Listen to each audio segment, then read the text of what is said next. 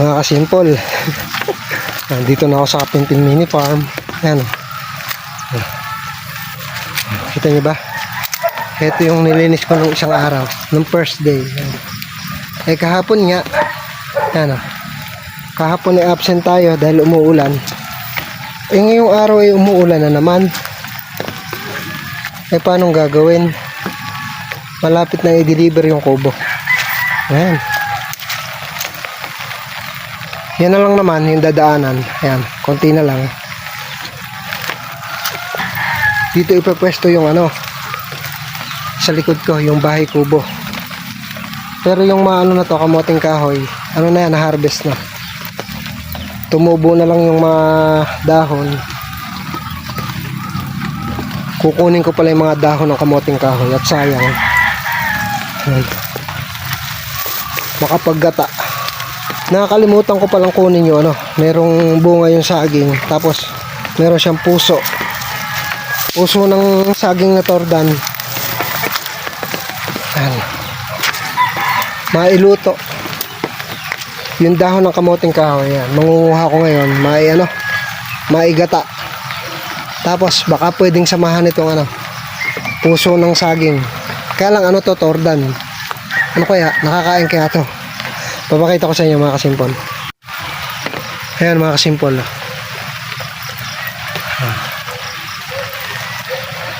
Yung puso ng tordan. Ayan mga kasimpol. Ayan, dyan ilalagay yung kubo. So mawawala na yung mga na yan. Itong mga kamoting kahoy na to. Pero kukuha ako ng ng puno. Magtutusok din ako ng puno ng kamoting kahoy para tumubo din. Yun na muna ang tatrabuhin ko, yung harapan. Dadaanan ng kubo, mga kasimpol. Update ko na lang kayo. Tumuulan, mahirap mag-video mga kasimpol. Ayan. Ayan, mahina naman ang ulan. Mahirap magtrabaho nung nakapayong. So magbabasa na ako, mga kasimpol. Ayan na. Ayan na, malapit na mabuksan ang gate. Kitang kita na. Kitang kita ang pinagdulasan ko. Ayan, nadulas pa ako. Buti ako hindi napaupo sa putikan. Ito mga kasimpol. Mabubuksan na ang gate ng Kapinpin Mini Farm. Ayan, konting kembot na lang. Ayan. Diyan idadaan yung kubo mga kasimpol. Tapos yung mga puno sa loob, pinaplano ko pa kung alin ang ititira ko. At maganda yung may lilim. Ayan. Sana kasya dito yung yung kubo, para yung puno na yan hindi na mawala. Tsaka yun, kasi malalaki na sila eh. Yan. Yung puno na yan, dapat hindi na mawala yan. Para kahit papano meron sisilungan, may lilim. Pero ito, yan, tanggal to. Yan.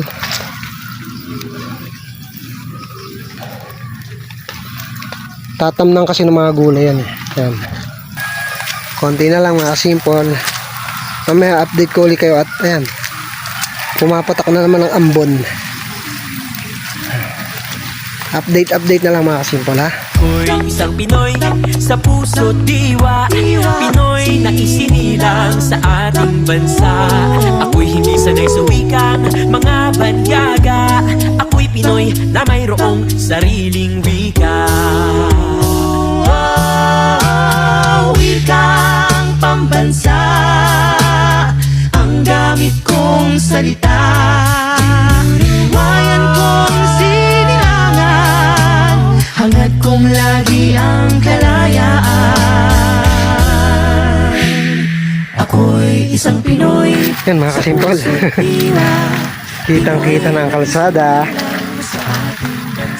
Itong punso, uutay-utayin ko yan. Uy,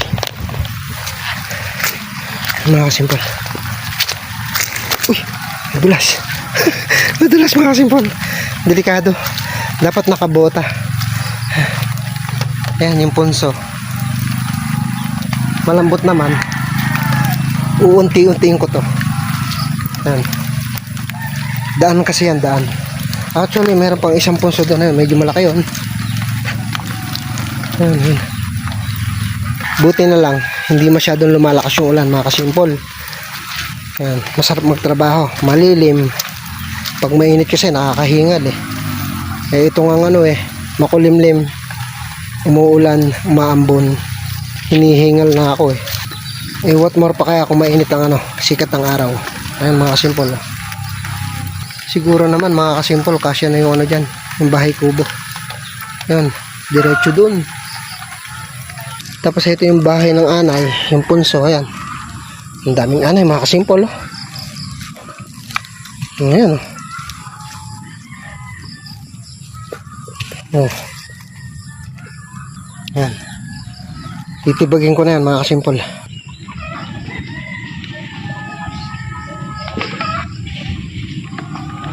Ako'y isang Pinoy sa puso't diwa, Pinoy na isinilang sa ating bansa. Ako'y hindi sanay sa wikang mga banyaga. Ako'y Pinoy na mayroong sariling wika. Wikang pambansa ang gamit kong salita. Bayan kong sinilangan. Kailangan tibagin to mga kasimpol. Walang magagawa. Yan. Talagang kailangan sirain yung bahay nila at dadaanan to.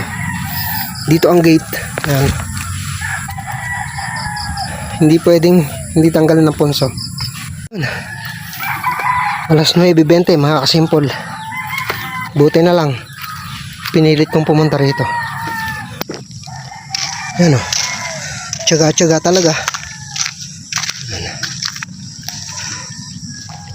Masarap magtrabaho pagka ano, makulimlim.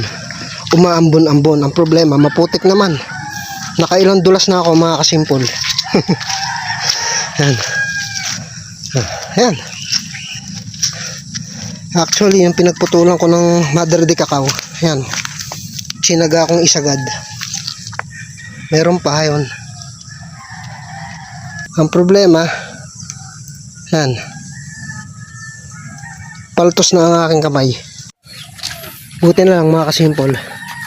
Iring itinanim kong rubber tree. Saktong-sakto sa ano, harapan ng kubo. Tamang-tama lang yan. May space. O, di may halaman na sa harap ng kubo. Maganda pa oh, rubber tree. Tapos dito. Yan, dito yung kubo. Yan yung rubber tree. Dito yung kubo. Mga kasimpol, update, grabe. Update ko lang kayo, ayan. Ang sakit ng kamay ko, paltos na. Alas 10, sakto alas 10 mga kasimpol. Ito, papakita ko sa inyo yung ginawa ko ngayon. Ayan mga kasimpol, kita nyo ba yan? Itong mga puno, pinutol ko na. Pero hindi ko isinagad at masakit sa kamay. Paltos na nga yung kamay ko. Bibili na lang ako ng lagari, yung pangkahoy, yung tinatawag na kabig. Madaling pang ano, pamputol. Pagka kasi itak, mano-mano, masakit sa kamay. Yung mga simple. At saka pakikita ko pala sa inyo to. Nung nakaraan sinabi ko, yung passion fruit, walang natira.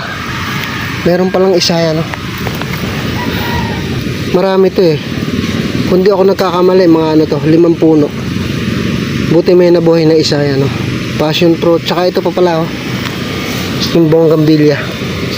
Galing ng Nueva Ecija yan. Itong passion fruit, itong bonggambilya, yung ano, mangguelas. Tapos ito naman, yung ano, rubber tree. Talagang tanim namin sa bahayan. Tanim ni Mrs. Yan. Yung money tree ang ano, hindi nakasurvive. Di ba mga simple? Kita na yung labasan. Diyan dadaan yung kubo. Ayan, sa malinis na yun. Ayun. Papunta dyan sa mga ano na yan, kamoting kahoy. So manguha ko ng ano, dahon ng kamoting kahoy.